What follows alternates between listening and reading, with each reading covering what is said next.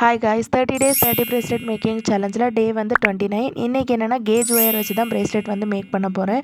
அதுக்கு நான் gauge wire எடுத்துக்கிட்டு ஃபஸ்ட்டு எண்டிங்கில் வந்து ஒரு லூப் மாதிரி வந்து க்ரியேட் பண்ணி வந்து எடுத்துக்கிட்டேன். நெக்ஸ்ட்டு வந்து நேம் தான் இதில் க்ரியேட் பண்ண போகிறேன். இது வந்து நான் ஃபஸ்ட்டு வந்து மேக் பண்ண போகிறேன். ஸோ எப்படி இருக்குன்னு தெரியல. எனக்கு தெரிஞ்ச மாதிரி வந்து நான் நேம் வந்து பண்ணியிருக்கேன்.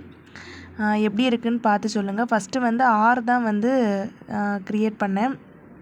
ஆரே பார்த்தீங்க அப்படின்னா அங்கிட்டும் இங்கிட்டும் வளைஞ்சு தான் இருந்துச்சு. அதுக்கப்புறம் சிஎல்லாம் ரொம்ப வளைஞ்சு தான் இருந்துச்சு. என்னால் சரியாக வந்துட்டு பண்ண முடியலை. ஏன்னா கம்பியில் வந்துட்டு எப்படி நம்ம சுற்றி விட்டால் எப்படி இருக்குமோ அந்த மாதிரி தான் இருந்துச்சு. நான் இதுக்கு இன்னும் ப்ராக்டிஸ் எடுக்கணும்னு நான் நினைக்கிறேன்.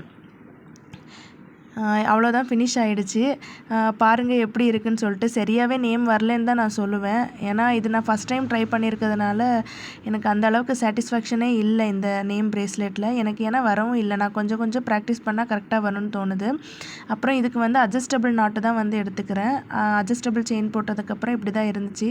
உங்களுக்கு இந்த நேம் ப்ரேஸ்லெட் பிடிச்சிருக்கா பிடிக்கலையான்னு சொல்லுங்கள்.